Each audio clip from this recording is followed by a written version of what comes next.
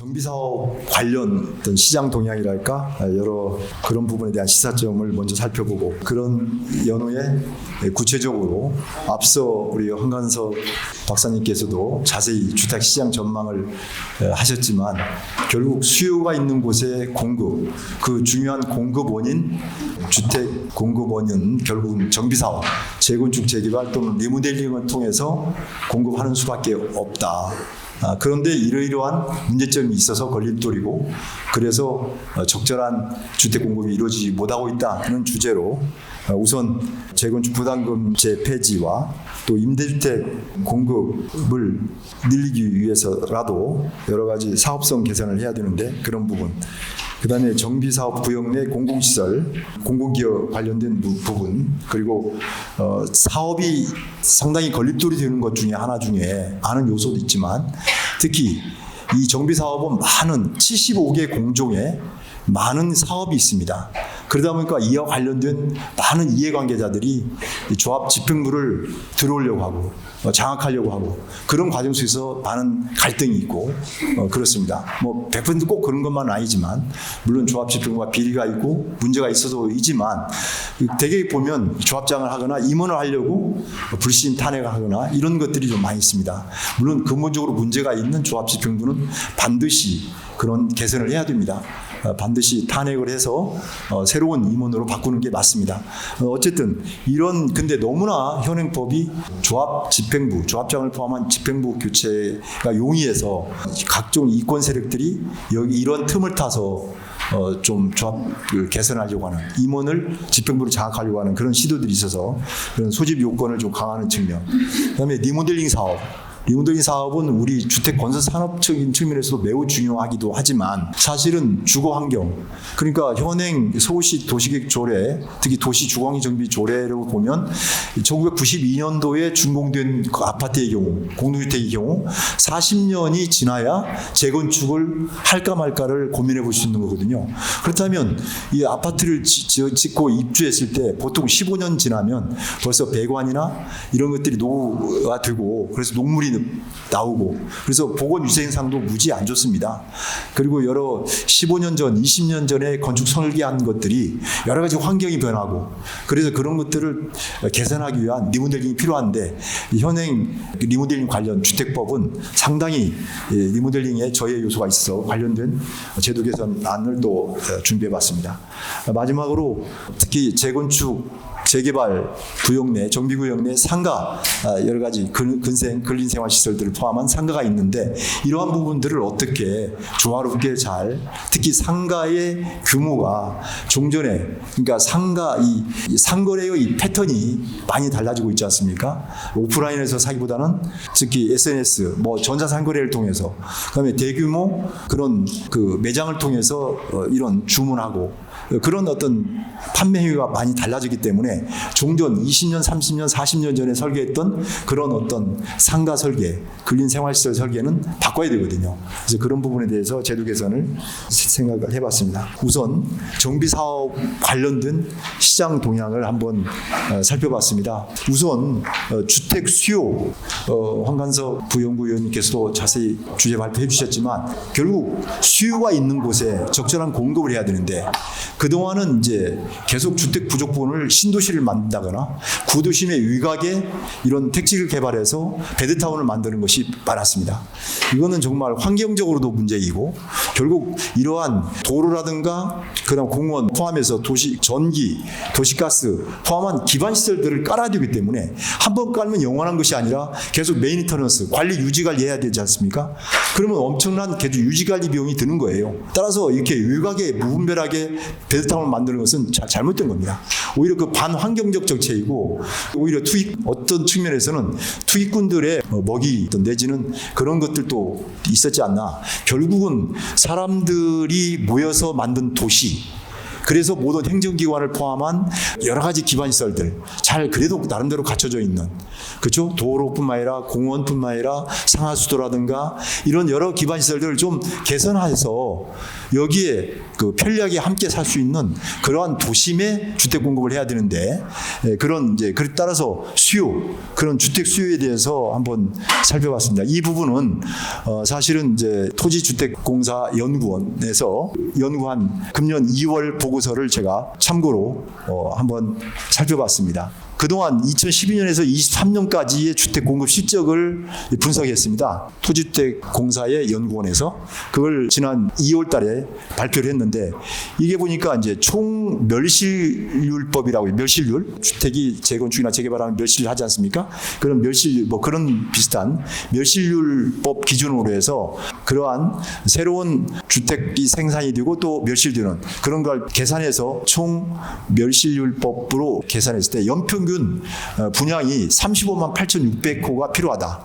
그리고 임대주택은 5만 4천 호가 필요하다고 한 겁니다. 다만 생존분석법이라고 있습니다. 이거는 이제 주택 양을 측정하는 법인데, 그걸 기준으로 해서는 약 40만 1,900호, 임대는 약 6만, 이게 약 40만 내외의 연평균 주택 공급이 이루어져야 된다. 이런 겁니다. 근데 이런 약 40만 호 내외의 주택 공급을 공급하는 주체별로 분석해 봤더니 공공이 13.8, 그러니까 토지주택공사나 뭐 SH공사나 이런 지방공사에서 하는 게 13.8, 그리고 민간 부분이 86.2%가 이렇게 생산하고 있습니다. 그런데 제가 컨선하고 있는 부분은 뭐냐면, 수요가 있는 곳에 지금 사실은 누가 유곽에 살고 싶어 합니까? 주택가격이 비싸서 유곽을 한 거거든요. 그러나 새로운 젊은이들은 돈 조금만 벌면 다시 도심으로 들어오고 직장에 가까운 데 이사 오고 싶거든요. 따라서 무조건 도심으로 들어오는 희귀 현상이 벌어지고 있습니다. 그것은 비단 우리만이 아니라 유럽의 도시, 글로벌 도시들의 주택 소비 성향을 분석해 봐도 그렇게 볼 수 있거든요. 따라서 도심 주택 수요의 주요 공급원이 바로 재건축, 재개발, 리모델링, 이런 정비 사업이다. 그것을 결론적으로 알 수밖에 없습니다. 그래서 특히 2025년 서울 시내 아파트 입주 전망을 한번 보면, 여기 여러분 오른쪽에 그 입주 전망 서울시 자료입니다. 입주한 거, 물론 대개 주택 공급은 사업 시행 계획 인가나 주택법에 따른 주택 건설 사업 계획 승인, 그죠? 건축법에 따른 건축 허가, 요것을 기초로 합니다. 그걸로 실적으로 공급이라고 표시하는데 실질적으로 어떻습니까? 그렇게 뭐 인가나 허가나 승인 받고 공사 이주하고 철거하고 하는데 입주할 때면 몇 년 걸립니까? 아까 박상우 장관님도 약 15년 정도 걸린다고 하잖아요. 처음부터 시작하면. 그렇습니다. 그렇게 사업시행 인가를 받고도 이주 철거하고 뭐 관리 처분하고 어쨌든 이렇게 하면 입주까지 아무리 빨라도 5년입니다. 보통 7년, 10년 걸린 경우가 많거든요. 그래서 입주 물량이 오히려 더 정확한 거예요. 사실은 입주해야만이 시장에 공급되는 거잖아요. 실질적으로. 다만 사업시행 인가나 허가나 승인 받는 것은 심의적인 공급이지. 심의적으로 이렇게 공급될 거니까 뭐 서둘 필요, 너 마음 조급할 필요 없다, 이런 거지. 그 솔직해야지. 입주가 맞잖아요. 그래서 그걸 볼 때 저는 그래서 이걸로 본 겁니다. 입주 물량을 보면은 2023년 2년 전에 11월 입주가 63,591호였어요. 여기 보시면 오른쪽에 보시면. 그런데 전체가 이 정비 사업으로 공급 63,591호 중에 재건축 재개발 정비 사업으로 공급된 물량이 46,302호예요. 비정비 사업, 정비 사업 말고 그냥 이렇게 나대지 뭐 단독주택 헐고 뭐 이렇게 좀 연립주택이나 다세대 나가고 지은 거 포함해서 이런 걸 보면은, 근데 아파트니까 이제 이거는 아파트니까 이제 나홀로 아파트까지 포함해서 결국은 재건축 재개발을 통한 것이 72.8%입니다. 이런 정비 사업 말 비정비 사업에 비하면 2.7배나. 결국은 대부분 아파트 공급은 주요 원이 재건축 재개발이다. 이걸 볼 수 있지 않겠습니까? 그 다음에 24년도 보면 좀 급감하고 있어요. 저렇게. 왜 급감할까요? 바로 그 이유는 정비사업 이의 추이가 약 30%까지 급감한 이유를 한번 살펴보도록 하겠습니다. 이거는 주택, 우리 이번에 박홍재 팀장도 오셨는데 한국주택협회, 거기에서 이제 좀 정리하고 한 것들을 제가 참고했습니다. 정비사업, 그러니까 재건축 재개발 수주가 완전히 급감하고 있습니다. 23년도 이후에 재건축 사업은 47.6%나 수주를 안 해요. 수주를 안 하고 있어요.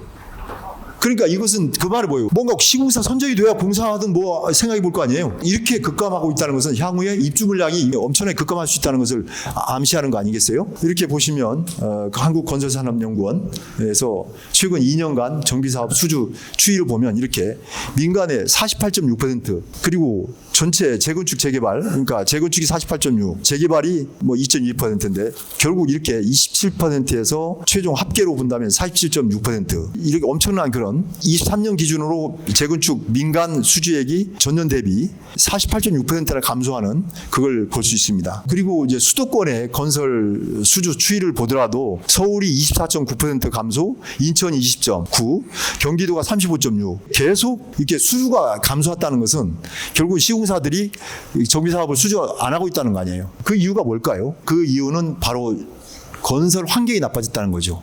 건설이라는 것은 주택 공급으로 볼 수 있겠죠. 주택 공급 여건이 악화됐다는 겁니다. 특히 그런 자재값 폭등, 급등이죠. 원자재값 폭등이죠.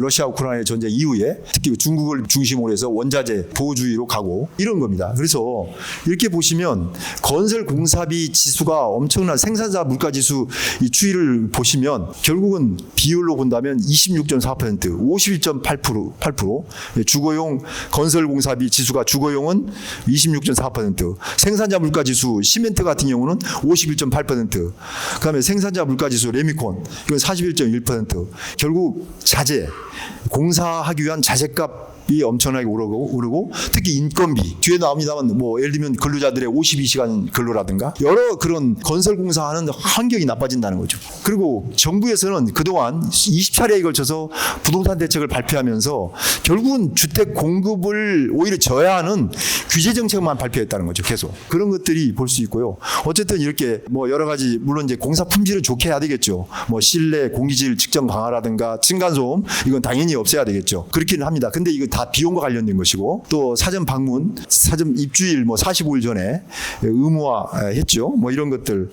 그다음에 특히 제로 에너지 건축물 그리고 이제 일반 관리비가 앞서 얘기했던 주 52시간 근로제 이거 그다음에 중대재해법 이런 것들이 이제 일반 관리비가 증가되고 그리고 공사비 검증 이 부분은 별도로 우리가 공사비 검증이 과연 부동산원이나 이런 것에서 과연 필요한지 실효성이 있는지 오히려 사업 기간만 늘리지 않는가 오히려 한국 부동산원을 포함한 그런 공공기관에 먹거리만 준 것이 아닌가 철저하게 분석할 겁니다. 다음에 우리 학교에서 그건 철저하게 실효성에 대해서 분석할 겁니다. 어차피 시공사와 합의해야 되잖아요. 현재 시세를 보고 공사비 시세를 보고 합의해야 될 거 아니에요. 부동산원에서 정확하게 제가 좀 약간 흥분이 좀 드는 것 같네요. 그 생각하니까. 저도 몰랐어요. 오늘 흥분하고 있네요. 저도 부동산원에 후배들도 많고 많이 있죠. 제가. 그런데 그들이 전문가가 있어도 과연 시공사보다 전문가겠어요? 결국 그냥 이렇게 크게 개선되는 게 없습니다. 아니면 그대로 인정해 주거나 오히려 조합에서 시공사와 협의해서 막 하면 더 깎을 것도 못 깎아. 아니 그 부분은 한번 검토해 볼게요. 별도로. 공사비 검증 강화 뭐 이게 있는데 그다음에 빈번한 조합원 임원 교체. 이제 그리고 그러면서 업체 교체죠. 시공사, 그건 시공사들의 문제이지. 서로 꼬드겨서 비대위 만들어서 뒤 엎어서 자기가 수주하려고 하는 그건 시공사들의 문제죠. 어쨌든 그다음 과도한 입찰 보증금이라든가 중대재해법 앞서 그다음에 과도한 공공기업 그다음에 과도한 인허가 조건 그래서 여러 가지 사업 지연이 되는 거죠. 그다음에 분리발주 의무화 부분도 있고 뭐 과도한 안전 기준, 뭐 안전 재건축 부담금제 요거는 이제 매우 중요한 부분이고 별도로 꼭지해서 다룰 거예요. 이러한 여러 주택을 공급하는 그러한 핵심적인 요소들이 이게 계속 소위 허들이 되고 있습니다. 장애가 되고 있어서 제때 공급이 이루어지지 못하는 상황이고 그러다 보니 집값은 계속 오르고 그야말로 부익부 비비서 심화되는 이런 현상이 벌어지고 있습니다. 그래서 이렇게 개선해야 된다. 첫째, 중요한 꼭지 순서대로 제가 한번 정리해봤습니다. 재건축의 경우는 분명히 재건축 부담금제가 상당히 수요가 있는 특히 강남권을 중심으로 한 주택 수요가 많거든요. 근데 그게 분명히 문제가 있습니다. 근데 이거는 뭐 우리 김진영 원장님 가셨는데 경제학 교수거든요. 경제학 전문가입니다. 그야말로 고정 경제학의 태두가 누굽니까? 아담 스미스죠. 이게 시장 기제를 주장했습니다. 그렇죠. 그러니까 이런 시장 기제가 작동이 되기 위해서는 그야말로 엄청난 양의 수요와 엄청난 양의 공급. 누가 수요와 공급을 장난을 못 칠 정도의 그런 양이 있어야 돼요. 근데 수요가 없잖아요. 수요는 있는데 공급이 안 되잖아요. 그러니까 소위 뭐가 돼요? 소위 시장 기제가 작동이 안 되는 거지, 주택시장에서. 그리고 이럴 때는 소위 말해서 이거는 공급자 위주의 시장이에요. 그죠? 서울 강남에 이런 데는 수요자가 사고 싶어 하는 곳은 공급자 위주의 시장이야. 그럼 거기에 공급자에게 부담을 막 시키면, 세금을 뺏으면 공급자가 그러면 그래 알았어요. 내가 좀 이익 덜 보고 팔게요 하고 그렇게 하겠어요? 예를 들어서 중국 시점에서 재건축 부담금을 10억을 부과했어. 근데 내가 좋아 20억 이 개발이 생겼어요. 그러면 10억을 내야 돼. 그럼 10억밖에 안 벌어. 그동안 한 20년 30년 살았는데 억울하잖아요. 근데 일반적으로 이것은 사람들의 심성이 여러분 우리 똑같을 거예요. 10억 세금을 내면 여기에 10억을 나는 얹으려고 하죠. 최소한 20억 나도 20억이 이익이면 20억이 너무 큰가요? 10억 정도 이익이면 나도 10억 이익을 보장하고 싶은 거예요. 5억을 반 내라면 5억을 뺏기는 게 아니라. 그렇죠? 예를 들면 10억이 가사 개발이 재건축 부담금이 있다. 그러면 10억을 내는 게 아니고 그중에 5억을 이제 10억이 이익이 있다. 그러면 5억을 내야 되잖아요. 50%니까. 그러면 5억을 사는 사람한테 떠넘기려고 하는 그게 시장입니다. 그러니까 이거는 이 재건축 부담금제, 재건축 초과이익 환수에 관한 법률을 2006년도 노무현 정부 때 만들 때 제가 분명히 얘기했습니다. 이것 때문에 제가 청와대도 들어갔다 나오고 그쪽에서 왜 김지수 동지가 그러냐 뭐 이러면서 내가 상당히 토론도 많이 했습니다. 옛날 노무현 정부 때 영상 보면 이것 때문에 그다음에 재건축 임대주택 문제 그거 하는데 국회에서 앞에서 천막치고 단식투쟁도 하고 거의 100개 조합들이 천막치고 그렇게 한 경험도 있습니다. 2006년도 12월 달에. 어쨌든 재건축 부담금제는 다시 말씀드리겠지만 이거는 이제 개발이익, 소위 재건축 초과이익 이게 뭐냐면 부담금 계산의 핵심은 결국 종료 시점의 가격 그게 최종 가격이죠. 그렇죠. 그러니까 종료 시점은 언제냐면 입주 시점입니다. 준공 시점, 입주 시점. 그러면 가장 비쌀 거 아니에요. 거기서 빼기, 그 다음에 이제 실제로 개시 시점. 처음 시작할 때, 개시 시점 주택가. 이거는 이제 조합 설립 인가로 바뀌었어요. 조합 설립. 조합 설립 인가 시점에서 개시 시점의 주택 가격이 얼마냐, 그걸 빼주는 거예요. 근데 그 중에서 이제 정상 주택 가격 상승분도 빼줘요. 그리고 이제 혹시 개발 비용도 빼줍니다. 이렇게 해서 이제 부과율을 곱하는 거예요. 이게 이제 앞서 좀 말씀드렸지만 8천만 원 이하는 비과세, 개발이익을 한수 안 해요. 재건축 부담금을 부과하지 않습니다. 그리고 8천만 원에서 이제 5천만 원 더 추가해서 1억 3천. 이게 10%입니다. 그다음에 1억 3천에서 5천만 원 플러스한 1억 8천은 20%. 1억 8천에서 또 5천만 원 더한 2억 3천은 30%. 그다음에 또 2억 8천은 40. 그다음에 3억 2천은 그렇게 해서 이제 초과에 대해서는 50% 부과하는 이런 식입니다. 쉽게 얘기해서. 그런데 문제 여기가 뭐 어떻게 문제가 있느냐? 여기 핵심적인 거 말씀드리겠습니다. 문제는 자 종료 시점은 이미 실거래가잖아요. 중국 시점에 그죠? 입주했을 때 예를 들어서 가사 강남에 예를 들면 지금 뭐 30평대가 거의 50억 가까이 들더라고요. 근데 어쨌든 좋아요. 30억이라고 하죠. 30억 마이너스 개시 시점이 조합설립 인가 시점 때 가격이 10억이었다. 10억이었다. 근데 이 10억을 어떻게 계산할 10억이라고 하냐면 공시지가로 하는 겁니다. 그 공시율이라고 하죠. 공시율이라고 들어보셨어요? 그래서 예를 들어서 시가는 예를 들어 가사 10억인데 공시율이 50%라면 5억인 겁니다. 과세하기 위해서 재산세를 과세하거나 할 때 공시가격으로 하는 거니까 이게 공시율이라고 하는데 보통은 구마다 틀려요. 이것도 문제예요. 구마다 틀리는데 강남권은 문재인 정부 때는 거의 이렇게 심지어 계속 올렸어요. 그 공시율을. 그러니까 거의 95% 이렇게까지 하겠다고 했다가 지금 아마 제가 볼 때는 75% 내외 자치구마다 틀리는데 전국 평균은 50% 내외입니다. 그래서 예를 들어서 10억이라면 5억인 거예요. 근데 개시점에 가격이 낮아버리면 개발이익이 엄청나겠죠. 바로 그게 문제가 있습니다. 더군다나 문재인 정부 때 감사원 감사 나왔지만 통계 조작 다시 말해서 100이라 한다면 27%인가? 밖에 안 올랐다. 그러니까 얼마 안 오르는 걸로 돼 있기 때문에 따라서 소위 말해서 개시점, 조합설립 인가 시점의 주택가격은 50%라고 본다면 실제로 10억이었는데 5억밖에 안 됐기 때문에 따라서 지금 현재 입주 때 20억짜리라면 20억 마이너스 5억을 하는 거죠. 원래 10억인데 예를 들면 개시점이 본래는 10억 정도밖에 개발이 없는데 15억이 있는 거나 다름없다는 거지 쉽게 해서. 예, 그런 문제가 있다. 다시 말해서 개발 부담금 산출에 유연적인 문제가 있습니다.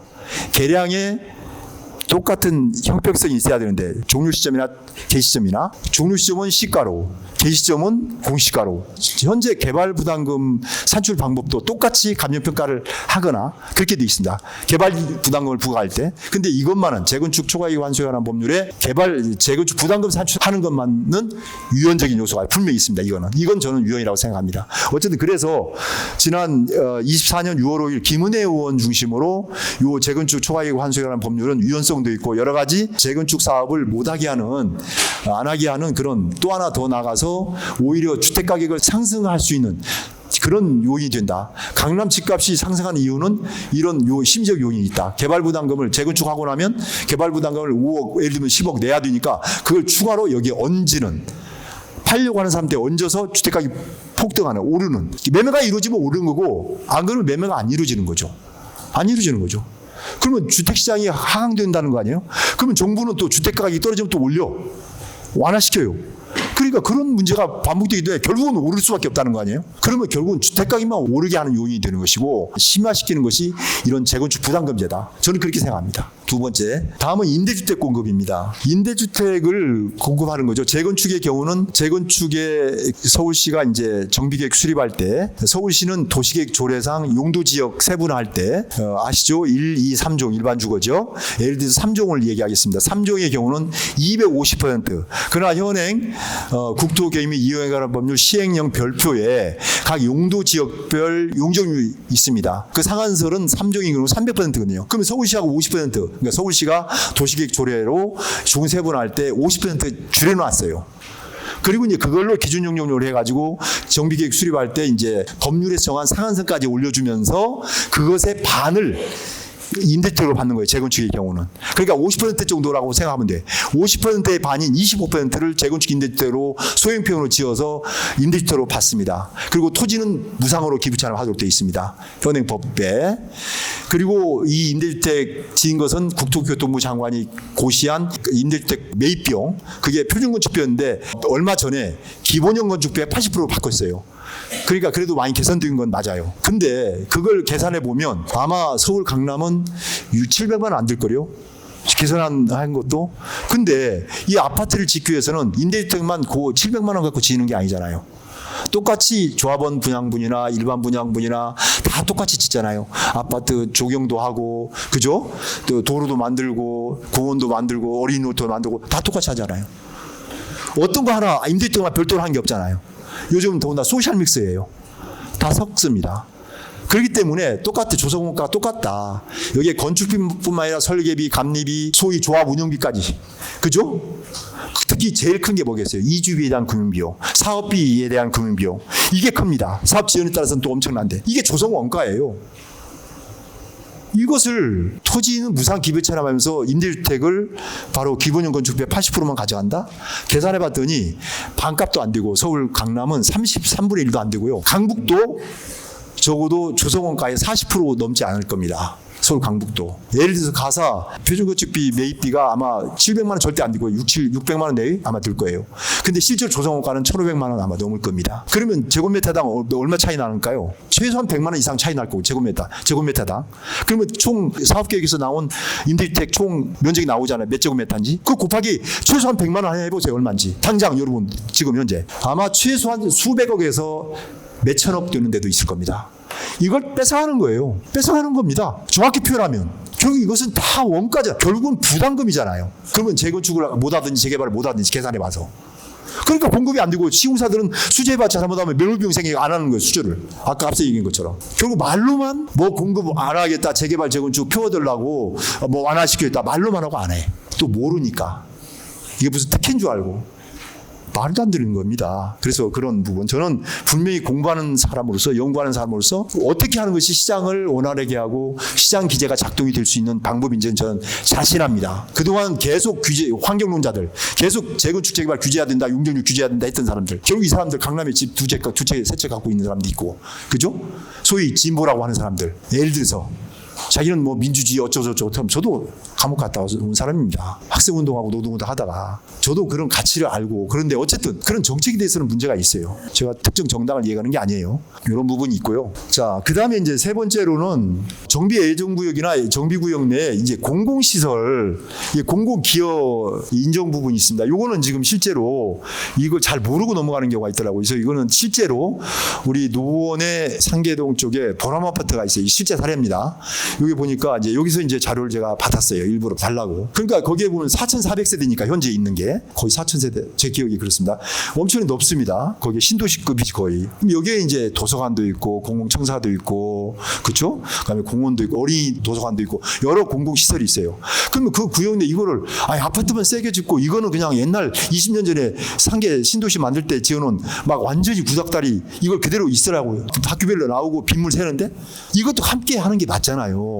근데 이거는 공공기여를 그러면 이걸 전체로 봐야 되는데 여기에서 전체 공공시설 중에서 증가된 것만 전체 면적 중에서 증가된 것만 공공기여를 인정하는 거야. 이게 저 말이 돼. 그러면 증가된 부분만 짓나요? 그 빼놓고 잘라서 투부로 잘라서 증가된 것만 짓냐고. 이 말이 내 쉽게 재밌으라고 얘기하는 건데 말이 안 되잖아요. 아예 다 철거하고 새롭게 지어야 되잖아요. 근데 그러면 새롭게 짓는데 증가된 거는 조합이 내고 나머지는 하느님이 주나요? 아니면 불이득게 갖고 서울시나 정부에서 하나요? 결국 조합원들이 돼야 되잖아요. 다 원가 부담입니다. 이거 조금만 계속 생각해보면 알 걸. 공공기여만 공공기여인데 증가된 면적만 한대요. 이거 말도 안 되는 소리 아니겠습니까? 그죠? 그래서 이것도 계산해야 된다. 바로 그겁니다. 제가 말씀드렸어요. 그런 내용이에요. 예. 제가 쉽게 설명하려고 제가 글로 얘기했습니다. 다음은 앞서 얘기했던 조합 임원 해임. 저는 제가 위국기업 다니면서 노동운동을 했고 뭐 그것 때문에 감옥도 갔다 왔습니다만 그리고 주거운동을 했죠. 이런 비리척결 운동 이런 운동을 제가 30대부터 했습니다. 사실은 물론 그런 이유 때문에 그런 인연으로 제가 교수도 된 것 같아요. 본래 저 많이 알려고 이제 다시 공부하다 보니까 석사도 하고 박사도 하고 그냥 뭐 교수가 상상도 못했죠. 꿈을 꿔본 적이 없습니다. 저는 여기 이제 법학과 졸업해서 학교에서 장학금 줘서 다니고 정말 잘 위국은행 다니다가 그냥 노동운동 했죠. 그러다가 이제 제가 살고 있는 주택이 재구축하면서 비리가 발생하고 폭력이 발생하고 여러 문제가 있어서 이제 이런 문제를 해결하기 위해서 지금 국회의원도 되고 국회의장도 된 분들과 지원을 받아서 뭐 솔직히 했습니다. 노원에서 저 김진수 다 알 겁니다. 예, 그렇게 해서 이제 주거운동을 시작한 겁니다. 30대 때. 그래서 여기까지 왔는데요. 그러다 보니까 이제 교수가 됐고 너무 감사하죠. 저는. 어쨌든 그 경험이 이게 보면 그 전국에 제가 다니면서 조합에 1,500개 조합을 연대도 만들고 해봤어요. 그래서 바른재건 주식전 전국연합도 만들어서 여러 가지 비리척결 운동이나 법 제도 개선 운동, 심지어 요 산재된 법을 여기 우리 정창수 그때 차관님, 우리 회장님으로 이제 모시고 있는데 그때 아마 정책을 총괄하고 계실 때예요. 그때 이제 통합법 만들 때 기초 제가 위원으로 참여도 했습니다. 그래서 도시및 주거환경정비법 기초로 참여 제 작업반 거의 제가 많이 했어요. 제가 사업을 해봐서 30대 때. 그래서 여러 가지 하여튼 그런 게 있는데 하여튼 근데 그중에 조합장이나 임원들의 비리나 물레가 있는 사람은 빨리 바꿔야 된다. 저는 생각하고 있습니다. 지금도. 그래서 그때 이제 아마 그때 제 기억으로는 이제 주민 발의 그 사실은 10분의 1로 기억이 됩니다. 그러니까 1,000명이라면 100명 이상을 이 불심해야 된다라고 이렇게 받았어.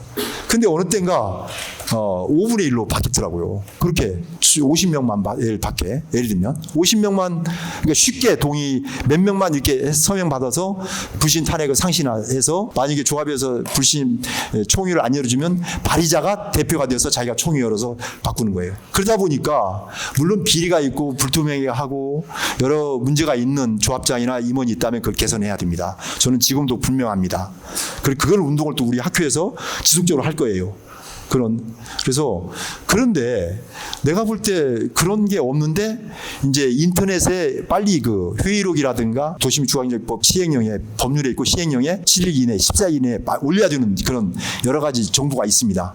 그런 이제 회의록이라든가 뭐 공사 계약서라든가 이걸 바로바로 소위 정보몽땅 서울의 경우는 정보몽땅에 올려야 되는데 그걸 조합장이 컴퓨터해갖고 언제 올립니까? 그러니까 정비사업 전문관리업체가 올려. 근데 정비사업 전문관리업체들이 자주 바뀌고 전문성도 없어. 사실은. 그러다 보니까 모르고 넘어가 버린 거예요. 이사회나 총회했는데 그 의사록 올려야 되는데 안 올렸어. 그러다 보니까 그건 결국은 체크 다 보면 이거 얼마 동안 안 올렸어? 이게 감사에 지적됩니다. 그 바로 업데이트 해야 되는데 안 한 이게 이제 도시정법 위반이에요. 그러면 도시정법 위반으로 처벌받으면 100만 원 이상 받으면 조합장에 임원 10년간 못 하잖아요. 현행 벌칙 조항에 그겁니다. 바로 그걸 기화로 해서 다 찾아 비대위가 지가 조합장 하려고. 그래서 이거 안 올렸다 해가지고 이걸로 계속 연명받아갖고 부신 탄핵하는 거예요. 그게 비일비재예요. 근데 그 뒤에는 누가 있냐? 다른 업자들이 있는 거예요. 대표적으로 얘기하는 거예요. 전부가 그렇다는 건 아니고. 그래서 이러한 이게 이제 심지어 시공사 같은 경우는 시공사 수주를 자기들이 좋은 걸 하려고 또 경쟁사가 뒤에서 꼬드겨 가지고 이 사람들 앞장 세워서 밥 사주고 술 사주고 해서 실제로 그렇게 하기도 합니다. 이런 것들은 좀 안 된다. 그래서 바로 그래서 이건 10분의 1 이상 임원 해임을 위한 총의 소집 요건을 제가 처음 도시민주주의법 2003년도 시행할 당시는 5분의 1이었습니다. 그걸로 바꾸는 게 맞다 생각이 듭니다. 예. 그리고 이제 다음은 리모델링입니다. 리모델링 부분은 사실 수직 중축이 되게 어렵고 이제 되게 수평 중축을 하는데 세대수 증가가 별로 없어요. 없기는 없지만 앞서 말씀드린 것처럼 뭐 주차 주거 환경이 무지 열악하잖아요. 옛날에 뭐 지하 주차장도 없고 그러면 막 주민 간에 몇 열, 2열, 막 3열 주차 그것 때문에 시비 걸리고 심지어 칼부림 사건도 벌어지고 이런 문제가 있고 특히 농물이 나와 농물이. 그러면 배관을 바꾸거나 뭐 해야 되잖아요. 그러면 자기 집만 바꾼다고 되는 게 아니잖아요. 그래서 전체 리모델링 해야 되는데 그 리모델링이 사실 용이하지 않습니다. 그래서 리모델링에 대한 여러 실제로 개선이 돼야 되고 저는 우리 건설 산업도 매우 중요하다. 주택 건설 산업이 연관 산업이 그렇잖아요. 75개 공종으로 이루어지는 거잖아요. 이 주택 건설 사업이라는 게. 그러면 이건 엄청난 연관 산업이 있기 때문에 이런 부분의 어떤 경제 활성화 또는 뭐 어떤 일자리 창출 측면에라도 이 리모델링 부분 특히 1기 신도시가 200만 호입니다. 계속 지금 재건축하려고 할 게 아니라 한 번은 소위 말해서 환경보호 측면에서 특히 골조 원자재 사실 골조 철근 콘크리트죠. 그런 것은 쓸 수 있잖아요. 이거를 바로 다 전면 철거하고 재건축하는 것만 능사는 아니다.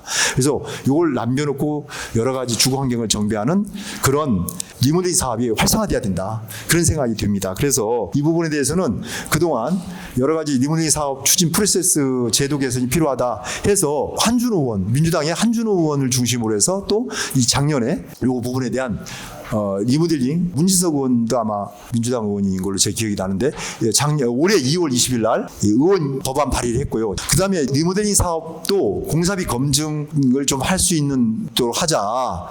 그게 이제 한준호 의원이 또 발의를 했네요, 작년에. 그러니까 이 공사비 검증 부분 이제 정비사업처럼 그렇게 이것도 그렇게 해서 좀 공사비에 대한 투명성 뭐 이런 걸 얘기한 것 같아요. 그것도 뭐 좋다 이거죠. 그다음에 리모델링 사업의 다양한 절차에 대해서 근거 규정을 마련하고 특히 이정고시라는 뭔지 아시죠?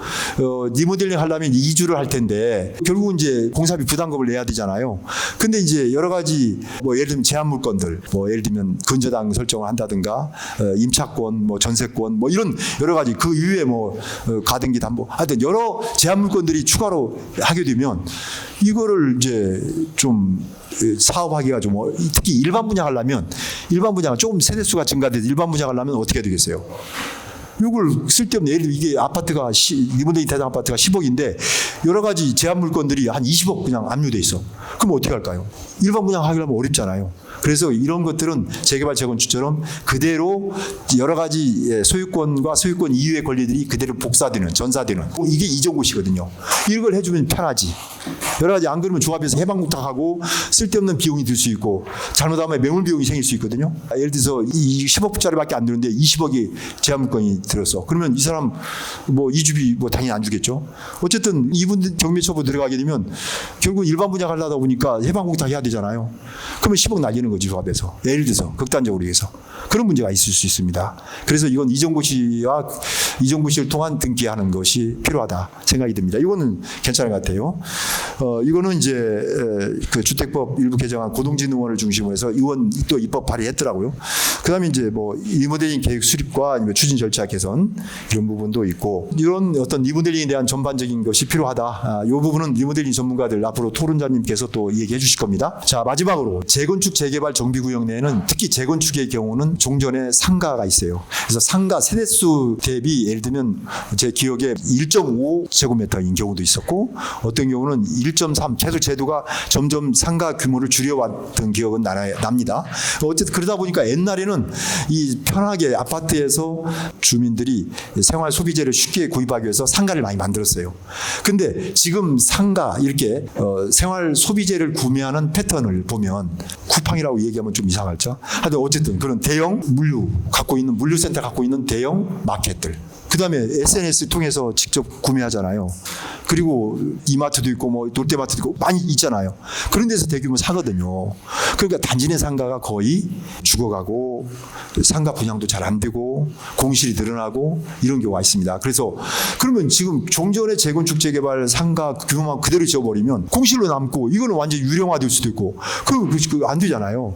그래서 그렇게 할 필요가 없다. 시장 그 주변 또 여러 가지 상가가 또 새롭게 형성이 되기도 하고 주변에 이 정비 사업, 재개발 재건축 아파트 주변에 여러 가지 상권 분석해서 상가 규모를 설정하고 그러면 상가 규모가 축소될 수밖에 없거든요. 그러면 결국 이분들은 어떻게 돼?